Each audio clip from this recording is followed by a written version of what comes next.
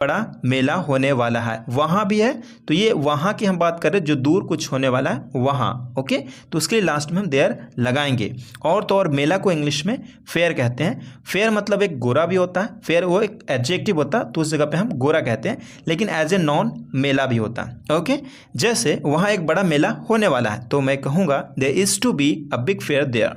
कल बड़ा पार्टी होने वाली है, there is to be a big party tomorrow. उनके साथ एक महत्वपूर्ण मीटिंग होने वाली है, there is to be an important meeting with them. The next topic is they use to be, उसके बाद जो भी नॉन होगा या अदर सब्जेक्ट जो भी होगा आप रखेंगे। जैसे पुराने दिनों में एक बड़ा बाग हुआ करता था, they use to be a large garden in the old days. वहाँ पहले एक पुराना मंदिर हुआ करता था, they use to be an old temple there before.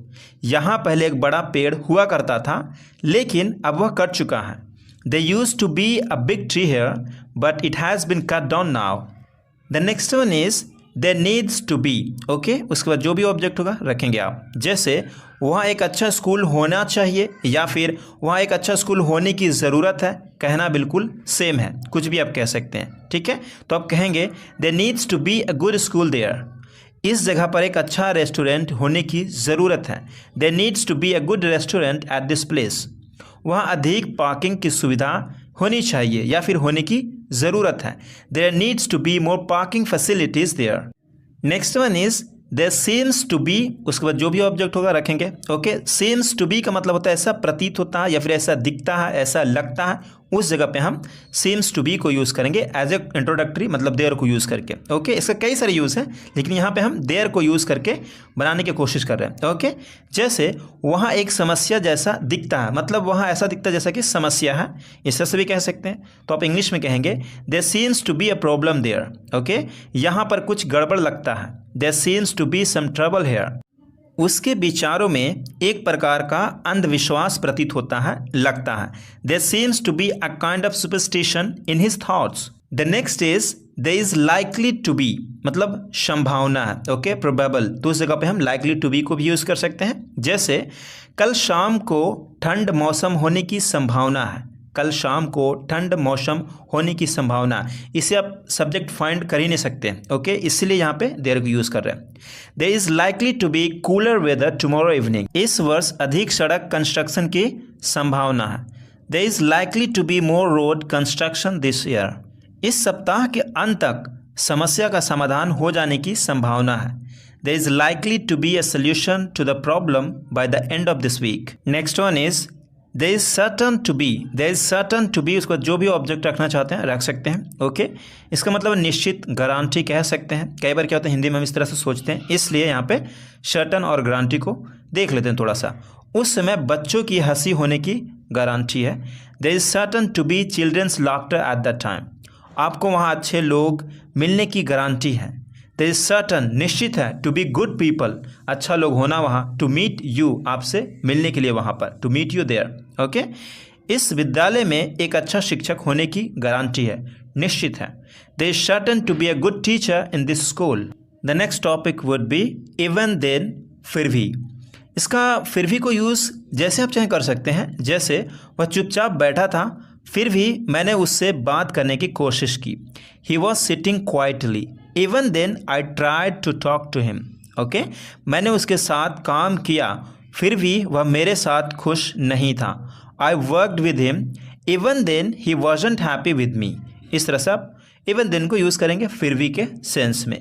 और या फिर इवन देन, यहाँ तक कि तब भी, इसका हिंदी ये भी होता है यहाँ तक कि तब भी, इस तरह से भी आप यूज़ कर सकते हैं। जो हिंदी में अगर सोचते हैं यहाँ तक कि तब भी, तो आप कह सकते हैं इवन देन। ओके, यह सच है कि हम दिन रात काम करते हैं फिर भी हम अपने लक्ष्य को हासिल नहीं कर पाते हैं कभी कभी।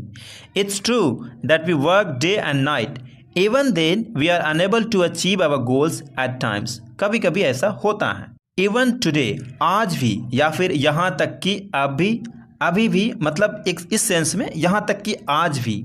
ठीक है, इवन टुडे, आज भी, या फिर यहाँ तक कि आज भी, उस जगह पे हम इवन टुडे को यूज़ करते हैं। ओके, जैसे वो बड़े खुश नसीब है, वे आज भी एक साथ हैं, they are very fortunate even today they are together. मेरी दादी अब भी रोज़ चाय पीती है, मतलब अभी, मतलब कि अभी भी, आज भी, सेंस को पकड़िए। Okay, even today my grandmother still drinks tea every day. यह पुरानी किताब आज भी मेरे पास है। Even today I have this old book. The next topic would be from time to time, मतलब समय समय पर। अगर आप कहते हैं वे समय समय पर यहाँ आते हैं, वे समय समय पर वहाँ जाते हैं, तो उस जगह पे आपको फ्रॉम टाइम टू टाइम को यूज़ करना। वे समय समय पर यहाँ आते हैं, they come here from time to time. हम समय समय पर परिवार के साथ पिकनिक पर जाते हैं, we go on picnics with the family from time to time. वह समय समय पर किताबें पढ़ता है, he reads books from time to time. From here to there, मतलब यहाँ से वहाँ तक या फिर यहाँ से वहाँ, उस सेंस में आपको फ्रॉम हेयर टू देयर को यूज़ करना चाहिए। वह यहाँ से वहाँ तक जाता है, he goes from here to there. मैं यहाँ से वहाँ तक दौड़ता हूँ, I run from here to there. वे यहाँ से वहाँ तक सैर करता है, they take a walk from here to there. हालांकि लगता है कितना स्मॉल है, छोटे छोटे सेंटेंस से, लेकिन कई बार क्या होता है हिंदी हमारे माइंड में ऐसा आता है लेकिन हम बना नहीं पाते, इसलिए प्रैक्टिस करिए, इन सबको भी बहुत ज़रूरी है प्रैक्टिस करना। और बाकी तो स्ट्रक्चर मैं लाता रहूँगा। The next one is as far as, मतलब कि जहाँ तक। ओके, इसे भी लोग यूज़ करते हैं, काफ़ी यूज़ होता है, आप भी इसे यूज़ करिए। जहाँ तक, उसके बाद जो भी सेंटेंस रखना चाहते हैं रख सकते हैं। इसका एक कॉमन यूज़ होता है as far as I am concern, मतलब जहाँ तक मेरी बात है, जहाँ तक मेरी सवाल है। As far as that book is concern, कोई भी ऑब्जेक्ट रखेंगे या कोई भी सब्जेक्ट, उसके बाद कंसर्न को यूज़ करते हैं, ये थोड़ा ध्यान रखना। बाकी सिंपल यूज़ कर सकते हैं, as far as I know, as far as you know, as far as I remember, as far as I can remember, इस तरह से आप यूज़ कर ही सकते हैं। ओके, तो आइए कुछ एग्जाम्पल्स देखते हैं। जहाँ तक मुझे पता है मीटिंग कल के लिए निर्धारित है, as far as I know the meeting is scheduled for tomorrow.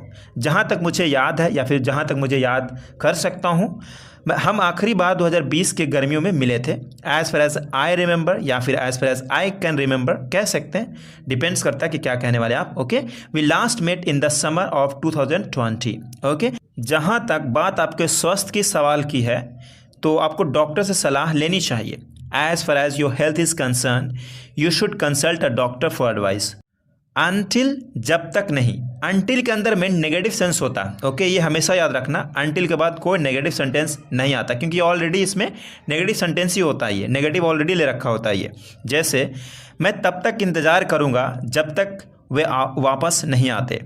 I will wait, मैं इंतज़ार करूँगा until they come back, जब तक वो आ ना जाए। ठीक है, इस तरह से। मैं नहीं जाऊँगा जब तक मेरे पास कार ना हो। I will not go until I have a car. मैं तुम्हारे पास आऊँगा लेकिन तब तक तुम्हें इंतज़ार करना होगा। I will come to you but you will have to wait until then. अगला है अनलेस। अनलेस का मतलब होता है अगर नहीं। ओके, अगर नहीं मतलब कि इसमें नहीं ऑलरेडी इंक्लूडेड होता है, तो आपको नेगेटिव दिखाना नहीं होता। जैसे अगर तुम पढ़ाई नहीं करोगे तो आपके पेरेंट्स गुस्सा करेंगे। अनलेस यू स्टडी, ऐसा लगता है ना, अगर तुम पढ़ाई नहीं करोगे, तो यहाँ पे ऑलरेडी नेगेटिव है। ठीक है, unless you study your parents will get angry. वह कभी नहीं सुधरेगा अगर उसकी अपनी गलती की एहसास ना हो तो। He will never improve unless he realises his mistakes. अगर तुम नहीं आओगे तो मैं भी नहीं आऊँगा। Unless you come I won't come either.